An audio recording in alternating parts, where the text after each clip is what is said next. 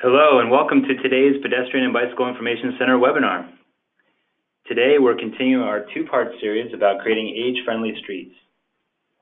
Our panelists will be sharing information with you about mobility and safety challenges for older adults, and we'll be focusing on strategies that can help us improve our transportation system for our aging population.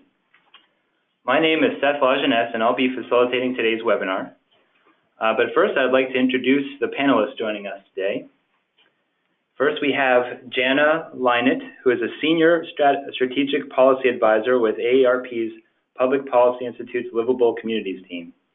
Her research and videography focuses on a broad array of planning and policy issues, including public transportation, complete streets, older driver safety, and the travel patterns of older adults. She recently completed a series of papers entitled The Future of Transportation, the Opportunity and Potential Pitfall of Destructive Technologies. Jana co-directs AARP's Livability Index, a first-of-its-kind online tool designed to help communities better serve their residents across the lifespan. As a land use and transportation planner, Jana brings practical expertise to the research field. Jana serves on the Transportation Research Board's Safe Mobility for Older Persons Committee.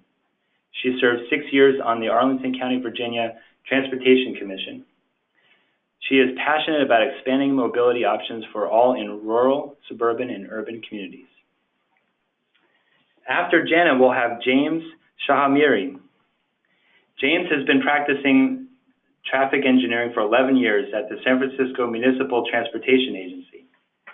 James started his career redesigning streets in San Francisco to safely and comfortably accommodate people riding bicycles. For the past 5 years, James has been the engineering lead for San Francisco's Vision Zero program. A part of his role, James helps develop engineering policies to improve the safety and mobility of all road users, especially those who are most vulnerable to traffic collisions. We're grateful to have both of our panelists here today. With that, I'd like to take a few minutes to cover a few housekeeping items. Attendees, if you can hear me, please click the hand icon located in the upper right corner of your screen. This lets us know whether a webinar is working for you and can hear us. Okay, looks like people can hear. If for some reason your computer freezes, please reload the website and log back into the program. You'll be able to rejoin the session after you've logged back in. Please note that attendees will not be able to speak during the webinar, though you will have the ability to submit questions and comments using the chat function. Right there. Please feel free to ask questions at any time. We will hold about 20 to 30 minutes for a discussion section after our presentations.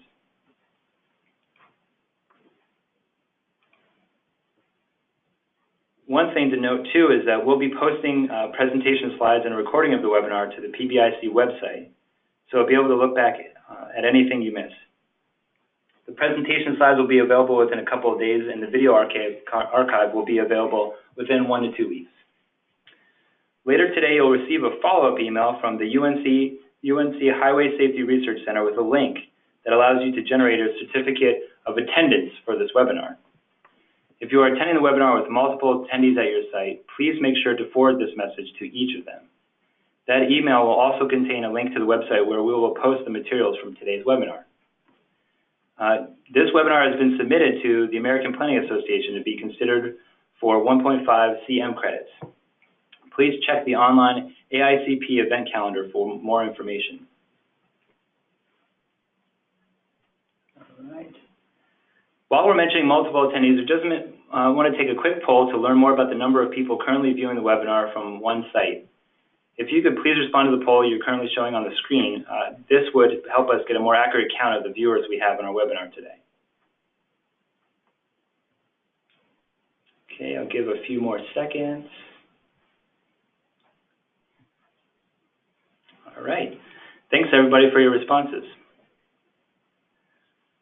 Also, want to let you know that you can learn more about PBIC webinars, both upcoming and archived, on our website, pedbikeinfo.org/webinars.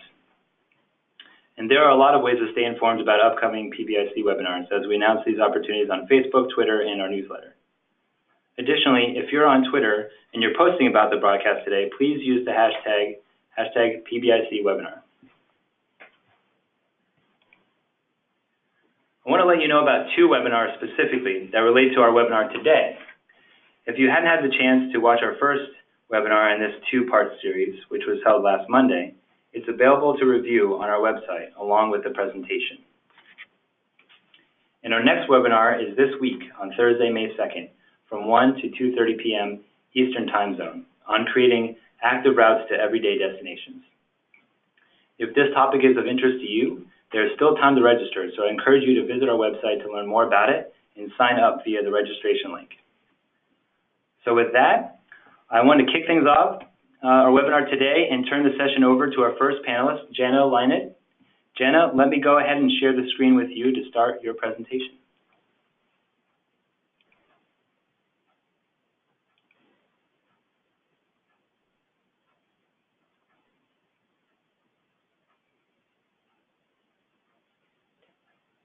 Hi there. Hi, Jan.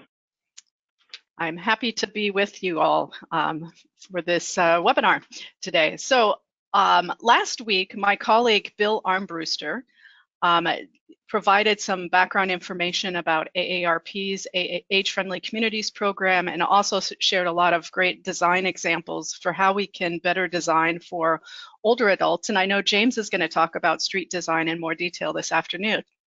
So what I want to do is transition to more of the land use framework that we can use to support the creation of age-friendly streets, namely transit-oriented development, which is really a wonderful land use strategy for helping us create age-friendly streets in communities. So what is transit-oriented development? I know many of folks on the line probably are very familiar with transit-oriented development, but just as a quick recap, it's really about building communities around a quarter-mile to half-mile radius of very high-quality public transportation services. But it's also about getting the design right, the design of our streets, the design of the building setbacks, etc., as well as the proper mix of different uses to really create a lot of vibrancy in those neighborhoods and encourage people to take advantage of the various transportation investments.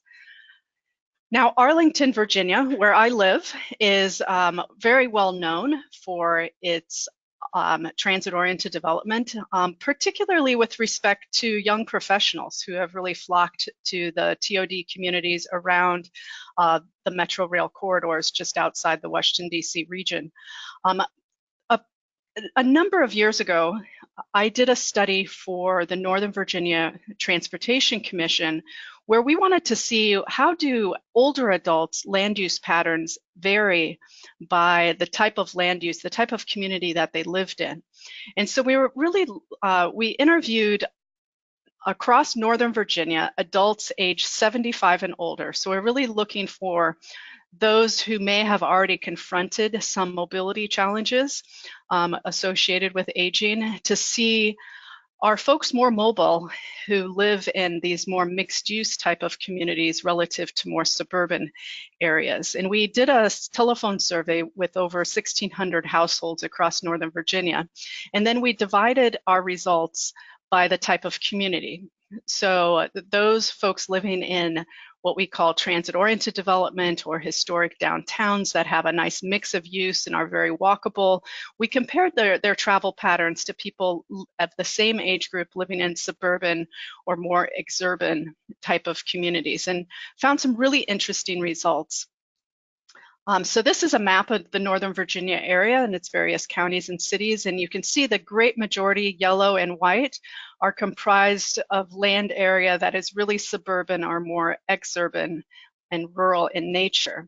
The kind of reddish pink pockets are those areas that are considered more mixed use, walkable, either transit-oriented or small town. And these are the results. And I'm going to go through these slides fairly quickly, and you can download the presentation to look at them in more detail. But basically what we found is that folks that lived in these transit-oriented development and historic downtown communities really took 4 times the number of trips on public transportation. But most significantly, what we found is that 22% of all of their trips were on foot, compared to just 8% of trips among those living in more suburban areas. Now, also just looking at, sorry about that.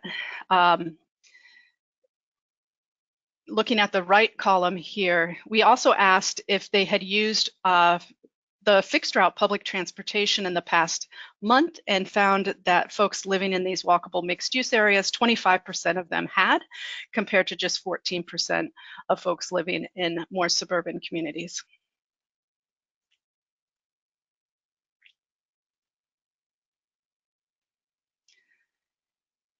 And then we asked whether they had driven themselves someplace in the past week. And about 2/3 of folks living in suburban areas said they had, versus less than half of folks living in walkable mixed-use town centers.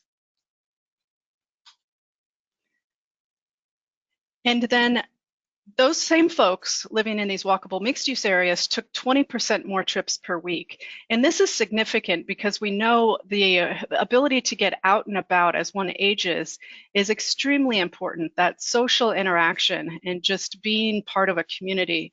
And in fact, AARP's Public Policy Institute recently did a study and found that folks who were socially isolated were costing Medicare about $6.7 billion annually because of increased healthcare costs from the result of social isolation. So it is tremendous, and we need to look at ways to help people become engaged in their communities. The final thing we looked at is whether folks who lived in urban town communities were more likely to have gotten out the previous day. And 84% of folks living in walkable mixed-use areas said that they had at least once, if not more times, the previous day, compared to just 77% among people in suburban areas. Now, transitioning to a more recent study that AARP's Public Policy Institute did back in fall of 2017, entitled Communities Are Embracing Development Near Transit. This started off as an inventory of all of the state, regional, and local policies that support this type of development around transit. And then it evolved into this published paper. But we did the inventory because we wanted to update data that was originally provided by Reconnecting America in our livability index. And I just want to take a quick moment to share the livability index with folks who may not be familiar with it. Essentially, it's the first index that is publicly available, where it scores every neighborhood and community in the United States against a broad, comprehensive set of livability indicators. So if you type in a location, you'd get a page similar to this, where you can see your total score, as well as see the scores for each of the 7 categories of livability.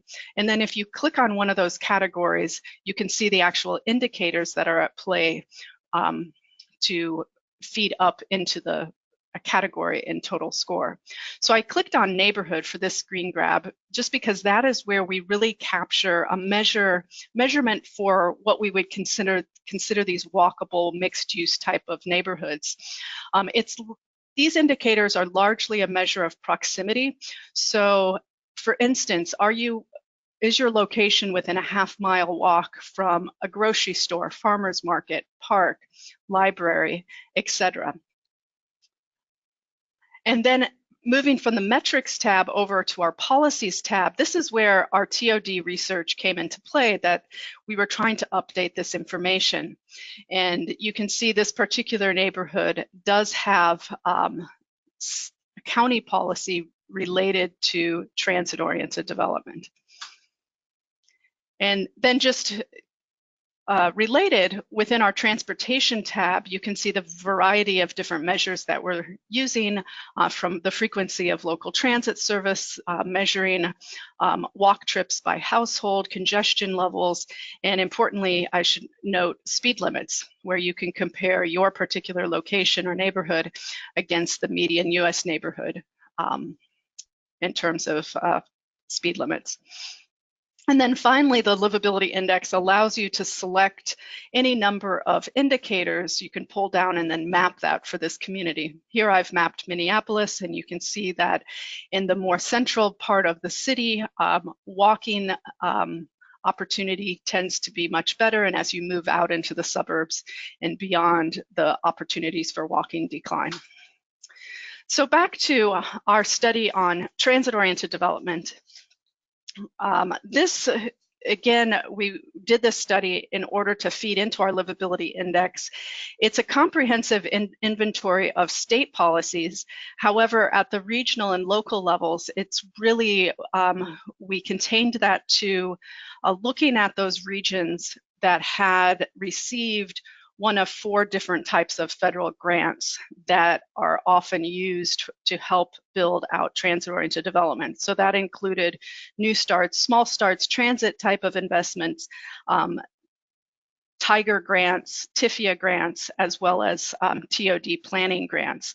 And then we also looked at regions where the metropolitan area is served by the largest 25 transit providers in the country. So our regional and local TOD policies are not comprehensive, but it's so far the best inventory that I'm aware of that exists to date.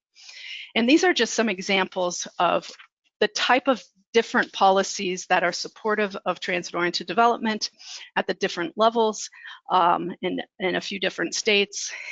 And specifically what we found is that more than half of all states and 63% of the states that received one of these 4 federal transit capital or planning grants had TOD supportive policy on the books. 82% of regions that had received federal transit capital or TOD planning grants had taken supportive action, and only 10 regions that received funding had no policy adopted. And some places are taking action across all scales of government, including California, Connecticut, Georgia, Minnesota, Pennsylvania, and Utah. Now, state supports typically show up as funding or financial incentives, such as the allowance for the use of tax increment financing, the authorization of the formation of public-private partnership arrangements, or through state-funded grants, tax credits, or exemptions. And at the regional level, it takes more the form of policy planning support and joint development initiatives, development between, say, the transit agency and the region and locality. And then at the local level, primary support shows up through policy planning, zoning regulation, and design guidance. Now, our key findings is that TOD benefits from strong support across multiple community actors and levels of government. It always requires complex funding and partnerships. That equitable transit-oriented development is emerging as a top issue for localities, and TOD supports are universally found in regions with high ridership transit systems. So also included in that paper are a few case study examples of successful transit-oriented development. And this is an example of the Atlanta Beltline.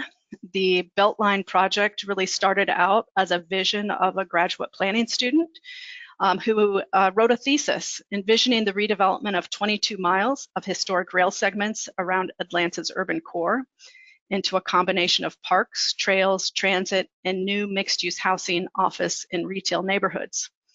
Now, unlike a lot of student projects that just find their way into the recycling bin, this actually got legs and was embraced by the city. And in fact, it has become the largest redevelopment project in the city's history. And it's so far-reaching that it is best understood as a number of projects within a larger initiative. To date, at least 88 real estate development projects have been completed or are in progress in the Beltline planning area, which encompasses a half mile on either side of the 22-mile rail corridor. They've built more than 12,000 new residential units and more than 1.5 million square feet of new non-residential development. And it also involves historic preservation, adaptive reuse of industrial buildings, environmental cleanup, and importantly, the commitment to the construction of housing that is affordable to low-income families and individuals.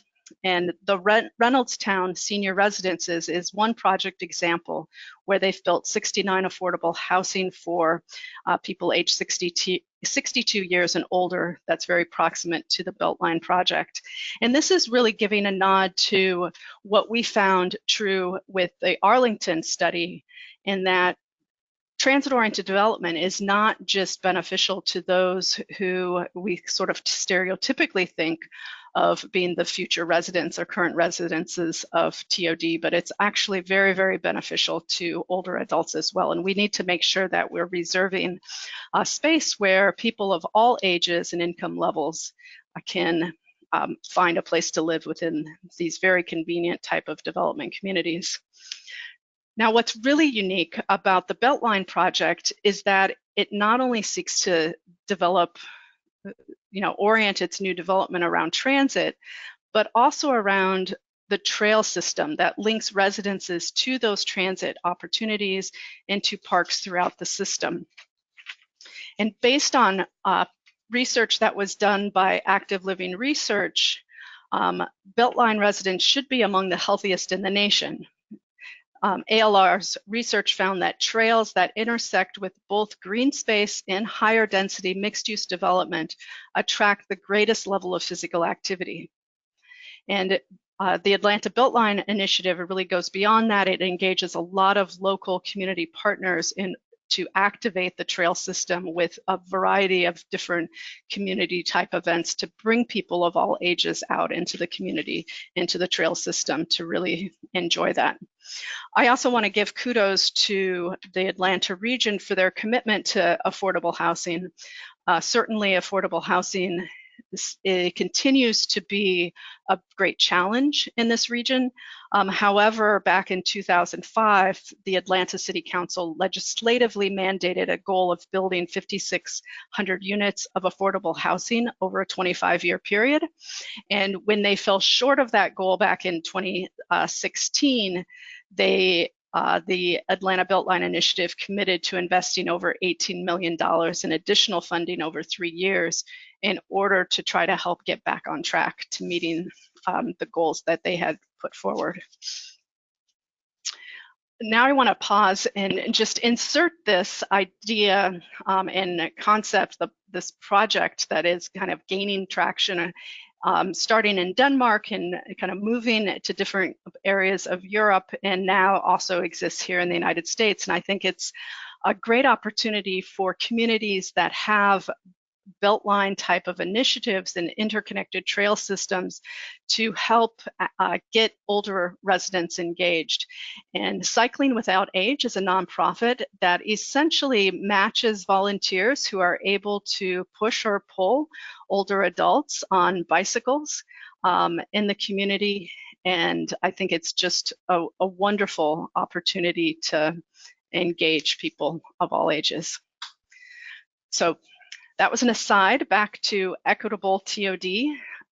Atlanta is another example. I'm sorry, not Atlanta, but Denver is another example of a commitment to equitable TOD, really trying to ensure that people of all ages, abilities, income levels have that opportunity to live in these convenient communities. And what we found in looking at our case study examples, it's oftentimes the leadership of the philanthropic and nonprofit communities that are leading the way to push for equitable TOD. So in the case of Denver, Enterprise Community Foundation and the Urban Land Conservancy and a number of other nonprofit organizations got together and formed a regional TOD fund where they make funding available to all types of developers who are wanting to develop around rail stations. And it's part of the commitment to building affordable housing. The photograph on the right is Evans Station's loft, which is affordable housing near transit. Another example of really creating that equitable TOD is making sure that the design standards for the housing that is built accommodates people of all abilities and in ages. And the Rose Community Foundation, also located in the Denver region, they, in kind of exchange for putting forward their $525,000 contribution, asked that universal design be incorporated into the development whenever possible. And Enterprise Community, they turned around and they built into their green communities criteria these concepts of accessible housing. And the green communities criteria is a set of criteria that basically encourages more affordable housing, or encourages the affordable housing developers to be certified as green communities. And the Colorado Housing and Finance Authority now requires low-income housing developers to use the green communities criteria prior to receiving low-income housing tax credits and tax-exempt bonds. So it's really a way of establishing what those criteria for development will be, including that within affordable housing. So another example is the Yale Station Apartments, which is senior living at an affordable rate in the Denver region. You can see it's literally built adjacent to the Fast Tracks rail station. And up in the top right corner is Carlin Huffman, who's considered a super user of public transportation and resident of Yale Station Apartments in Denver. And she takes public transportation nearly every day to her volunteer job, the art museum, or shopping.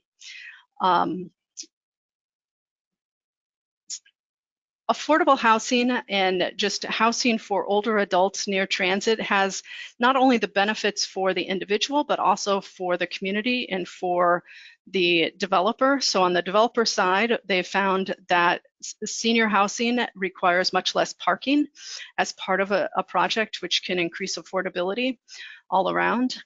The other thing to consider is that many older adults, since they're not commuting to regular jobs, they offer the opportunity when they do take public transportation to have those trips kind of spread out more during the midday or evening period, where you might not otherwise be filling your seats on your trains and high frequency buses in the same way. So just to wrap up, I wanted to just show this one slide. This is from La Crosse, Wisconsin, just to make the point that transit-oriented development, while it gets a lot of buzz from urban areas and urban development, it can be done at much smaller scales quite successfully. And La Crosse, Wisconsin, back in 2010, opened this transit-oriented development. It's really kind of a mixed-use development on a single block at this point in time, but it's part of a larger downtown economic development strategy. And what they did is to wrap a bus terminal essentially within this building. So here with this tall entrance is where 6 different local bus lines go into the center of the building, along with Jefferson Lines and Intercity Bus Company, to make connections. And wrapped around that is retail, creating a very nice pedestrian scale type of development for the community, offices on the 2nd floor, and then residences above, with a portion of those being built at below market rates. In La Crosse, Wisconsin, the principal city is only 51,000 people, the metro area a little over 100,000. So again, transit-oriented development is appropriate at different scales for different populations. So just to wrap up, again, land use is an extremely essential component of creating walkable streets and age-friendly streets. And transit-oriented development is one of those excellent ways of creating these complete communities. So if you would like to get more information about the resources that we have, a lot of the examples that I talked about today can be found at aarp.org/TOD. And then these are our other websites where we have additional livable communities resources, including our livability index. So thank you. Thanks so much, Janet. That was really great information about all things TOD and accommodating and welcoming people, older adults. So thank you so much. And for those listening, if you have any questions for Janet, please feel free to use the chat function. We'll get to your questions at the end after James speaks. And with that, we're going to transition over to James Shahamiri.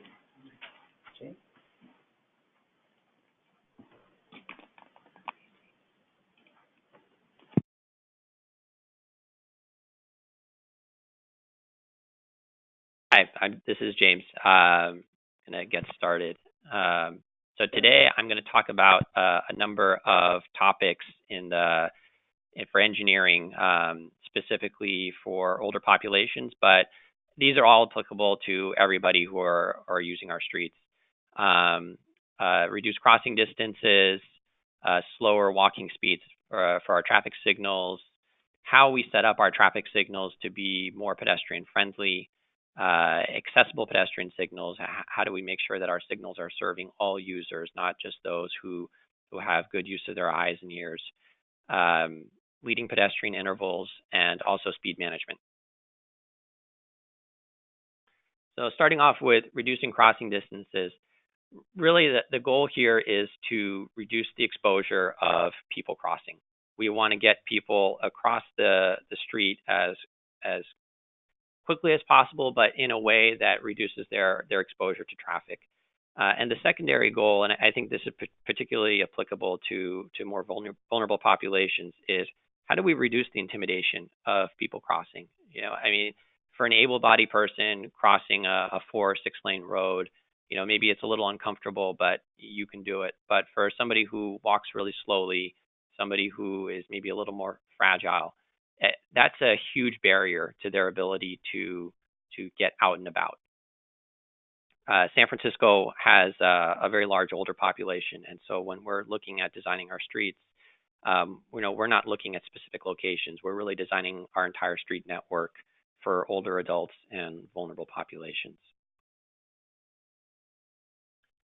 So in terms of specific measures we can implement to reduce those crossing distances, to make those crossings more accessible, are things like curb extensions and widened sidewalks. Really bringing the crossing point out into the roadway and reducing that exposure. But things like extensions and wider sidewalks, these are really capital intensive, very expensive. They're not necessarily responsive to the needs that we have today. Maybe in 5 years, maybe in 10 years from now, we can get those projects built. So in San Francisco, we've been employing something called a painted safety zone. And I'll have a slide in a minute that shows a picture of what one of those looks like. And it's really just a painted curb extension. We just put some plastic posts, typically 6 feet out from the face of curb, in a geometric alignment similar to what a curb extension would look like. And these are not meant to be stood in when you're waiting for the traffic signal to change. We don't retime our traffic signals to take into account the lower crossing distance, but it's something that reduces the speed of vehicles as they make turns. It reduces the corner radii, and it just gives the like a visual sense to the street that this is a narrower street. This isn't just a free for all. We're not prioritizing drivers. We're prioritizing everybody else. Lane reductions. I think this is a key one because this leads into speed management. This leads into really reducing that exposure. Do we really need so many lanes on our roads? Are we sizing our roads for the peak hour, or are we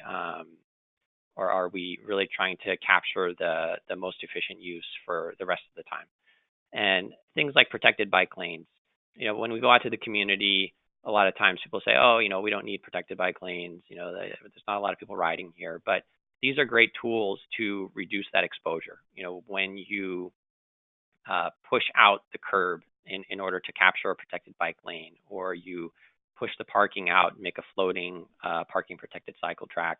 All of these measures really reduce the exposure somebody has when they're crossing, and it also just makes the street look and feel more calm and more approachable. And then, of course, median refuges. If you have enough space to put a refuge in the middle, in San Francisco, we typically consider a refuge to be 6 feet or more in width. That can really help people who have a harder time crossing the street. You can just take one approach at a time. You can have a break in the middle, and it's not so overwhelming that you have to cross the entire street all at once. So this is an example of a protected intersection we did at 9th and Division, and this kind of incorporates a lot of the elements that I just spoke about. You can kind of see the khaki-colored areas on the sides with the plastic posts. So those are our painted safety zones. And this was an intersection that we had a huge collision history at, particularly with bicycles. But the overall approach here has made the crossing distances much shorter. You can see where the existing curbs are, and that was where people had to cross. But now, you're really kind of crossing that maybe 24 feet in the middle, between the two traffic lanes and the median island. So it makes the street much more approachable, much safer for everybody. So I want to talk a bit about traffic signal timing. This is something that we hear a lot about when we're working with the community, working with advocacy groups, going out and meeting with people who really need additional time when they're crossing the street. So in San Francisco, we've typically followed the METCD requirement of having a walking speed of 3.5 feet per second for the pedestrian clearance interval. And I've got a slide after this that kind of breaks down graphically all these terms that I'm talking about. We've since the year 2000, we've actually been using a 2.5 feet per second for the total split. So from let me just switch to this slide just so it's easier for folks to understand what I'm talking about. The pedestrian clearance interval is from the start of the flashing red hand to the next conflicting phase, and that's what the METCD says. You have to use 3.5 feet per second, and the METCD also says that for the total split from the start of walk to the next conflicting phase, you should time that for a time of 3 feet per second. So starting in about 2000, San Francisco did 2.5 feet per second for that total split, from the start of walk to the next conflicting phase, and that was really an effort to address slower walkers. We would get feedback that said, hey, I really don't have enough time to cross the street. I walk at a slower pace. And we would provide feedback and say, hey, start on a fresh walk. We're providing you with a walking speed of 2.5 feet per second to get across the street. And that worked reasonably well. But a few years ago, we started getting a lot more feedback, particularly from the disabled community and also communities with older populations, that said, that's great, but that means I've got to wait a whole nother cycle if I get there on a stale walk. We want to see additional time put into the pedestrian clearance interval, which is the start of the countdown. And so we did some research. We took a look at studies that had been done on, what is the 85th percentile speed of people walking based on age groups. And we were still hesitant to do so because in California at the time, as of a little over 2 years ago, it was against the law to start crossing during the countdown. And so as that countdown gets longer and longer, usually the walk gets shorter and shorter. And so you're preventing people who can walk faster from legally starting their crossing. And so thankfully, about a year and a half ago, the state law was changed, and it was now legal to start your crossing during the countdown. And so for us, that was sort of the linchpin. Once that state law had been changed, we decided to change our pedestrian clearance interval to be a speed of 3 feet per second from 3.5. And so it gives a few extra seconds on the countdown. It doesn't sound like a lot, but it actually meant a lot to the community that we were working with. And this became a citywide policy. All of our traffic signals moving forward as we retime them are going to be timed for a pedestrian clearance interval of 3 feet per second. So I want to talk a little bit about actuation and pedestrian push buttons. So actuation is when a pedestrian has to take an action, push a button in order to be served at a traffic signal. And recall is when a traffic signal is put on an automatic cycle. There's no action necessary. There's often no push button. The walk symbol will come up regardless of whether somebody is there or not. So at the SFMTA here in San Francisco, our typical policy is to not use pedestrian actuation. It's a dense city. We have a lot of people walking everywhere. We don't want people to have to push a button in order to be served. And also in terms of delay, I mean, typically pedestrians are actuated in order to minimize vehicular delay, but the peak for vehicular traffic is typically the same for pedestrian traffic. And so, somebody's going to be there trying to cross when we're trying to minimize delay for drivers anyway. So why not just put it on fixed time, put it on recall, have that pedestrian be served every time. We have a few exceptions on some state routes. Sometimes there's some challenges in putting intersections on recall. Some streets where we have really heavy transit and not a lot of demand on the side streets, we might opt to put those on pedestrian actuation. When we're opening closed crosswalks, sometimes we have situations where the first step in opening a crosswalk that's been closed in order to prioritize drivers is to put it on actuation, and then we can come back, in a year or two after everyone has kind of settled down and the sky didn't fall, and put that on fixed time recall. And then also mid-block traffic signals, we often put those on pedestrian actuation. So in terms of the makeup of all of our traffic signals here in San Francisco, we have about 1,250 signals, and about 80% of them are on pedestrian recall. So I want to talk a little bit about pedestrian push buttons, and I'm just going to jump ahead to the next slide just so folks can see what I'm talking about. We typically have the old style pedestrian push buttons, which are the metal button. You push it. There's no vibro tactile feedback. They're not accessible. But more and more we've been installing the accessible pedestrian signals to provide an audible and vibro tactile alert to people who are either deaf or have visual disabilities. And as we've been doing this, we've been installing these push buttons at every intersection, and as I said earlier, the vast majority of our intersections are actually on pedestrian recall. You don't need to push the button, but we get feedback of, oh, why did you install these buttons? And so that sort of led us to piloting a different placard on the push button.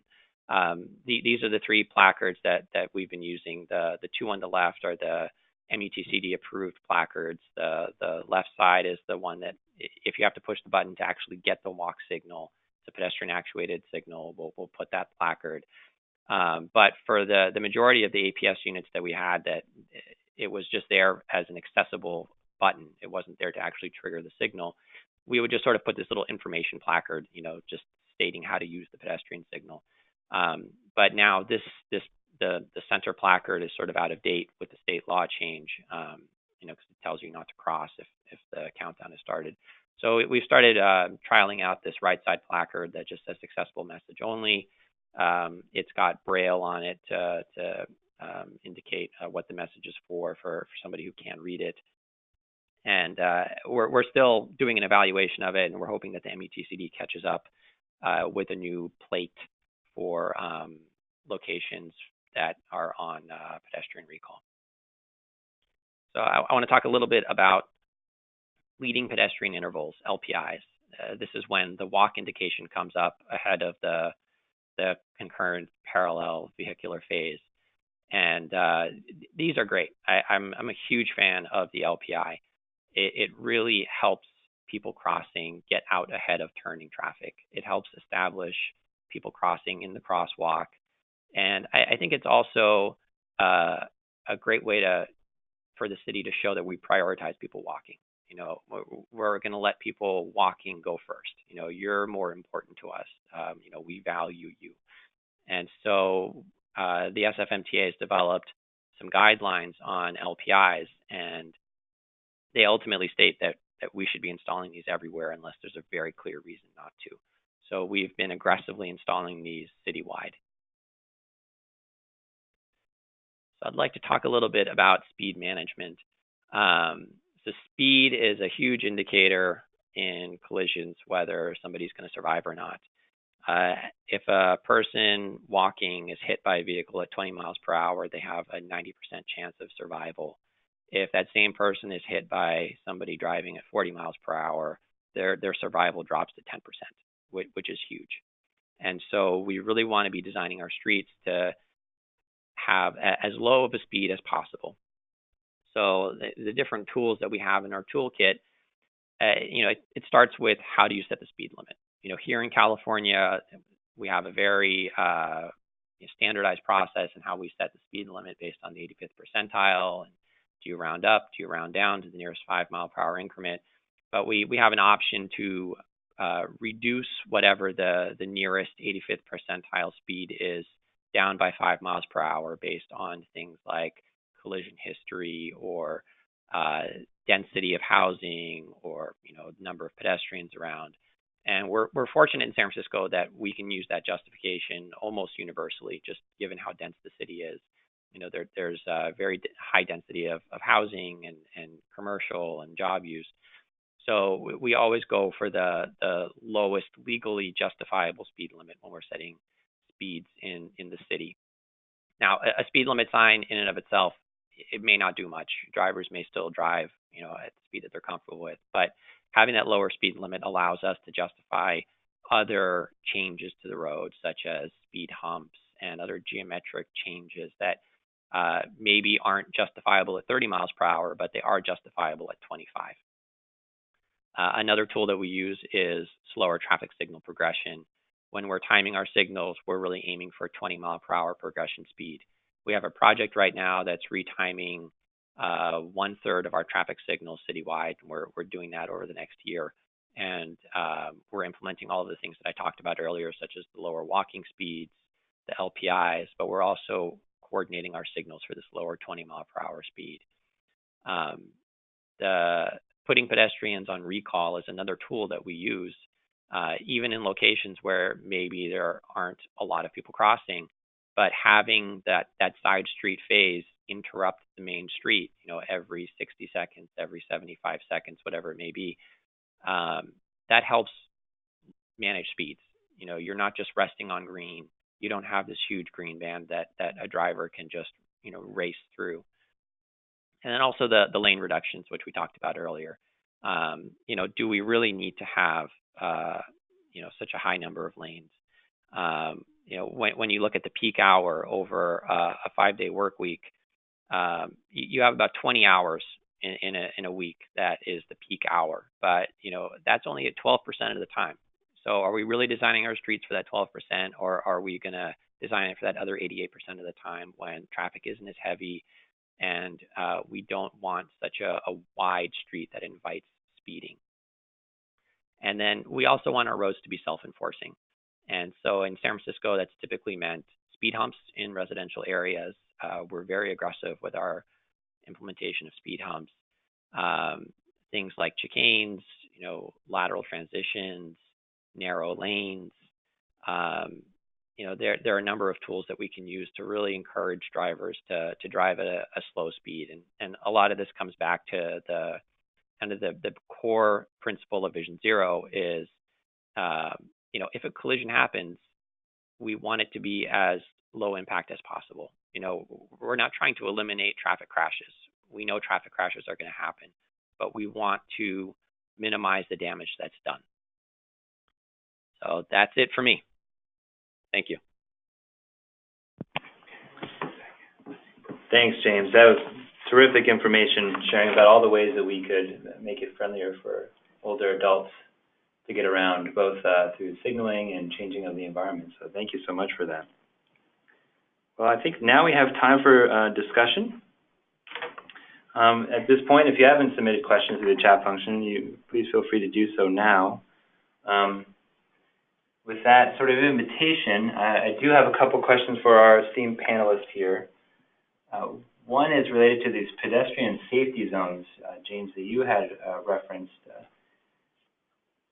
The one element of it is, let me see these questions here. There's sort of a two-part to this question. Do painted safety zones, do they meet federal highway guidelines? And the second part is, have you gotten any feedback on these PSZs from people with visual impairments? You know, it seems like that it might add to the complexity of the intersection geometry. So if you can speak to those questions there. Sure. So the MUTCD and other federal guidelines don't address PSZs specifically, but they're really an extension of an edge line treatment or a painted buffer, which is something that we employ regularly, you know, when we want to channelize vehicles in a certain path. So they have a few more bells and whistles on them, you know, the khaki paint and the posts, but at their core, they're essentially a channelizing device, which is something that's pretty standard. In terms of feedback that we've received from people with visual disabilities, I'm not aware of any feedback that we've received. The way we design them and intend for them to be used is they're something extra. You know, in terms of the curb ramp, the tactile domes, the cues that somebody with visual impairments would use, all of those things are still there on that street corner. The APS push button is there next to the ramp. You know, we're not intending for people to stand in the PSD, and we've done some follow-up analysis and observations, and we found that the vast majority of people don't stand in them when they're waiting for the traffic light to change. So they're really meant as a channelizing device for vehicles as opposed to some sort of feature that the pedestrian is supposed to use. Thanks, James. We have another question here regarding sort of ride-sharing companies, Uber, Lyft, that sort of thing. This could be for either James or Jana, but what impact, if any, has ride-sharing had on older adults' mobility? Another sub-question of that would be, have electric scooters or e-bikes started to change mobility patterns? Have you noted anything or observed anything where you've worked?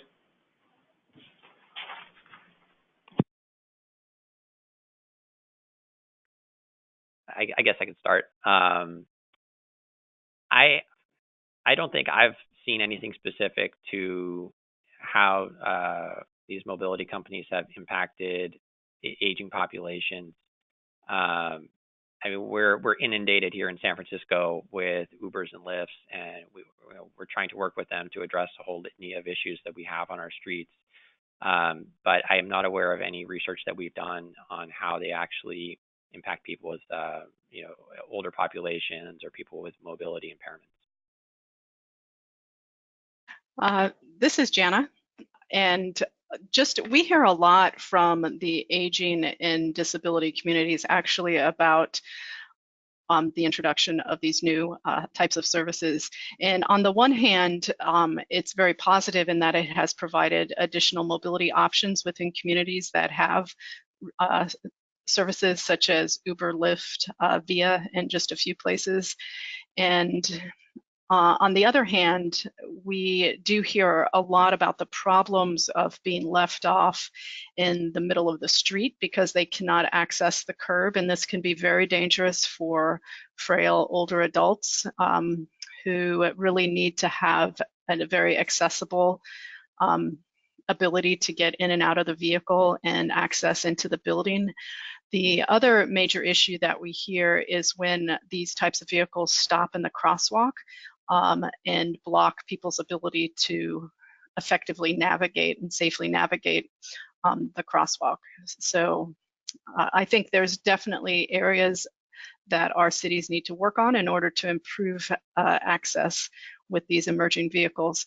I'll also mention the great concerns that many older adults express with the surge of electric bikes, e-scooters on sidewalks. And back to James's, one of his first points, which I thought was excellent, is it's not just a safety issue that's out there for older adults, it's also the perception of safety, which is very sincere, and the fear of falling can keep people inside their homes as opposed to getting out on the street. And people definitely have a discomfort with sharing the pedestrian space with higher speed vehicles like bicycles and scooters, etc. So we really have to think very comprehensive of how do we use our public space from the building edge to the other side of the street's building edge and make sure that we're effectively accommodating everyone. Thanks, Jana. Great points. This next question is for both of you, Jana and James. We have a question coming in about sort of the philosophy of livable communities, street calming, how it's often in conflict with what you hear from fire departments, emergency services. What has been your experience in working with these agencies that might challenge traffic calming measures, for instance? So this is James. I can speak a little bit to this.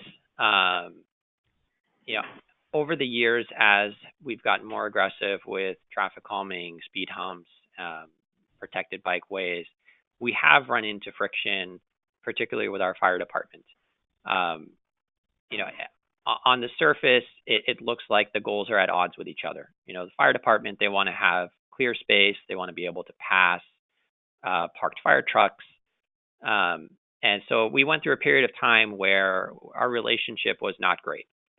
But that changed about 2 years ago, I think, when we really seriously sat down with them to try to understand what their issues were. Instead of just having a turf battle, it was really like, okay, well, we both have the public safety in mind when we're having these discussions. Kind of like, how do we get to yes?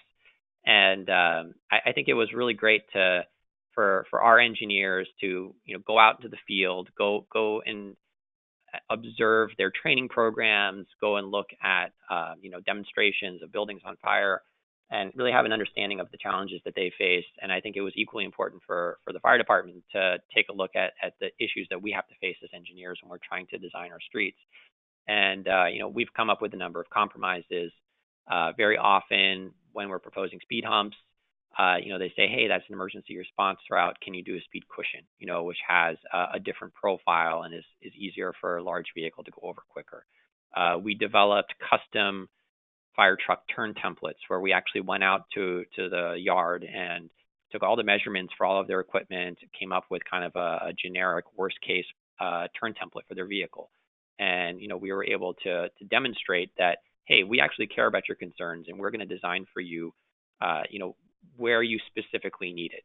Maybe it's not everywhere, but specifically where you need it, and really kind of understanding, pick your battles. There are certain situations where, we really need to narrow the road, and, maybe we'll have a very detailed conversation with them on that. And maybe, everybody doesn't get what they want, but, I'd say just having that dialogue with them and understanding at the end of the day, both agencies share the same goal.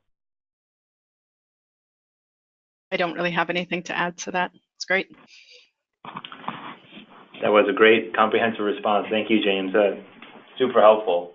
Jenna, this next one is probably oriented more toward you, but certainly, James, feel free to weigh in as well. Someone had asked about, I guess, to kind of paraphrase this question, is to what extent do we think autonomous vehicles, self-driving vehicles will be the solution for those who cannot drive?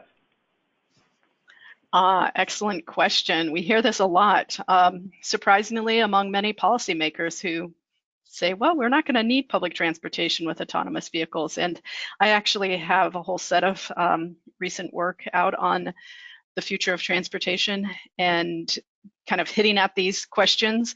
And I would say that while there's opportunity in the emerging technology such as autonomous vehicles, it's not a panacea. And really the success of how these types of vehicles are incorporated into our communities is the framework in which they're unrolled. And so I think the work that many organizations are already doing that are kind of pushing back on some of the basic assumptions that these are going to be perfect, and sort of questioning, okay, what does it mean for the levels of traffic that we're going to see? Are we going to create platoons of autonomous vehicles on city streets where we won't be able to get across as pedestrians? And another big issue is just the issue again of equity and who will be able to afford this new form of transportation. So there's a lot of talk, just setting aside the cost of the technology to own individual vehicles, which will be cost prohibitive, I think, to the majority.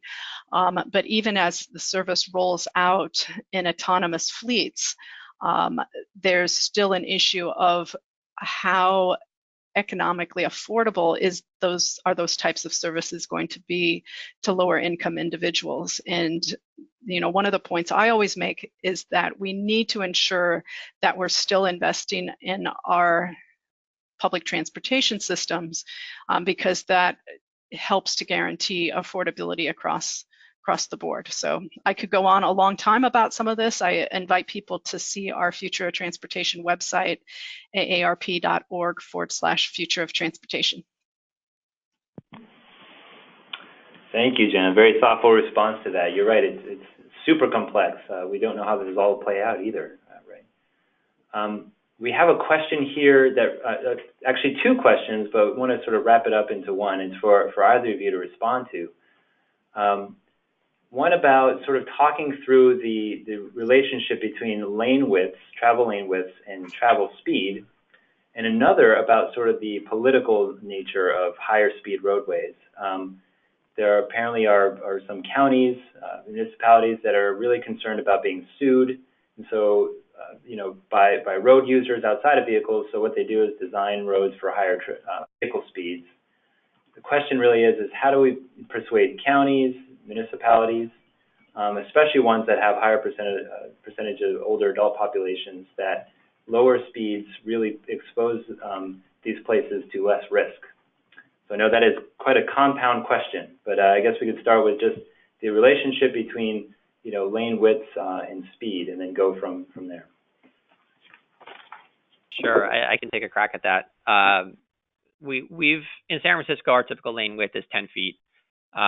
We sometimes go down to less than that, and sometimes we'll go up to 11 if we have transit on the street.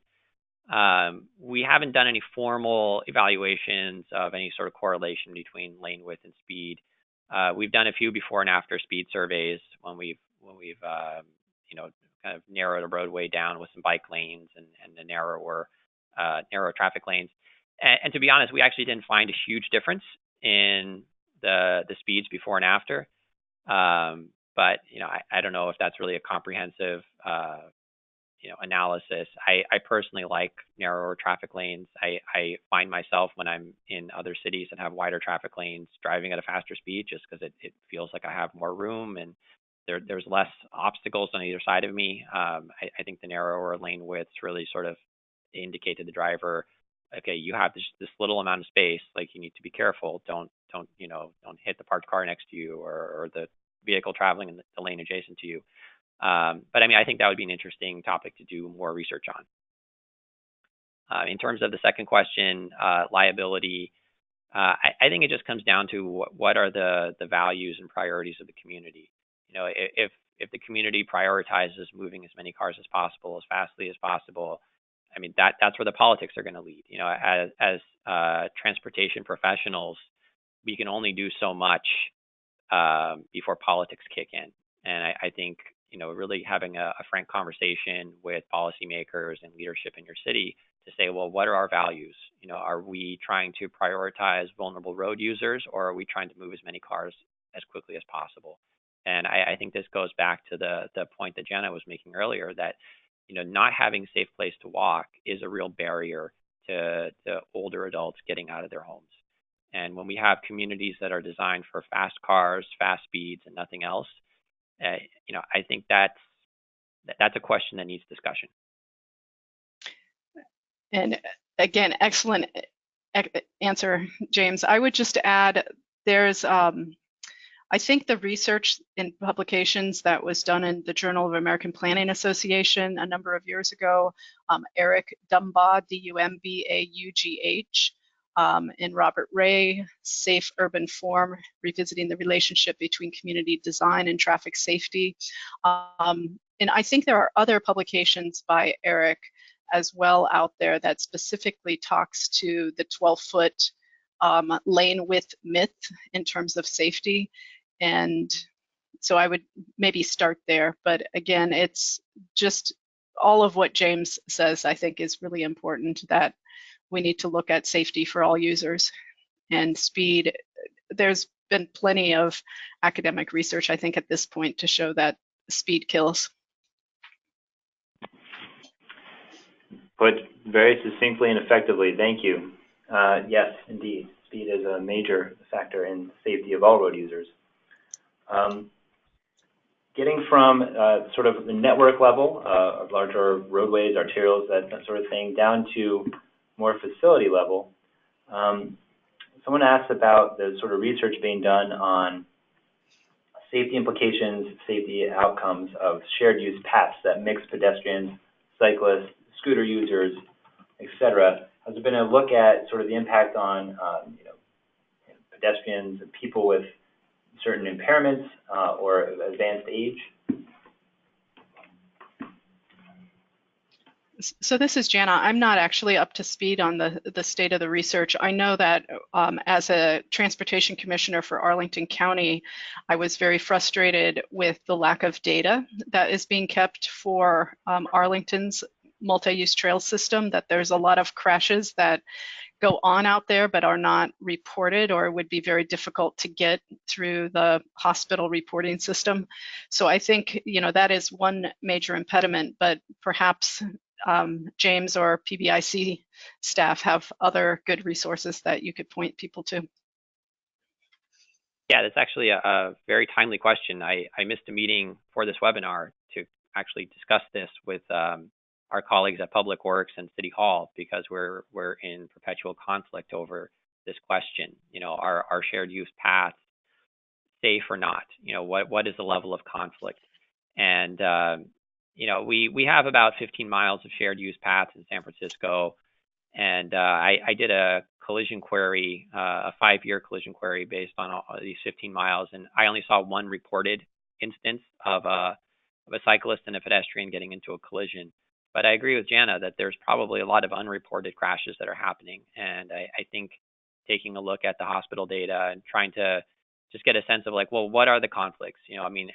Is this a function of path design? There's a lot of different ways that you can design a multi-use path. I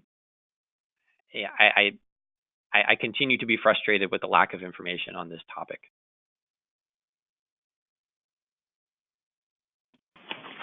Thank you both for really thoughtful answers to that question. Very compound and complex question.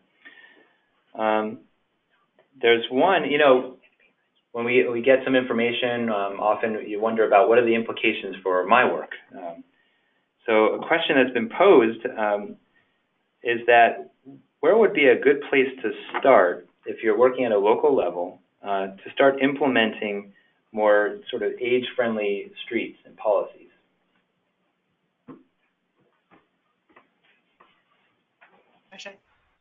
I think you could start in a number of different areas, but I think it's absolutely crucial that the local comprehensive land use plan has very strong policy statements to the effect of ensuring safety for all road users, regardless of age, ability, etc. And from there, looking at the series of smaller area plans, your zoning, etc., that helps to implement that vision. Another place that communities could start, and AARP now offers with the World Health Organization a great framework for doing that, is our Age-Friendly Communities program. And it's not so much about creating a new planning process, but about kind of integrating into the existing planning processes the opportunity to look very holistically about many road users who sometimes are not, their interests are not brought forward, because just as a transportation planner myself, I think there's a huge bias that we're trying to solve the problems of daytime commuters and congestion problems, and we don't always have the frail older adult or the individual with a disability, or even people of lowest income at the center of our framing as we think about these problems. So age-friendly communities gives another opportunity to kind of pull it all together. Yeah, I agree 100%. I think everything comes back to policy.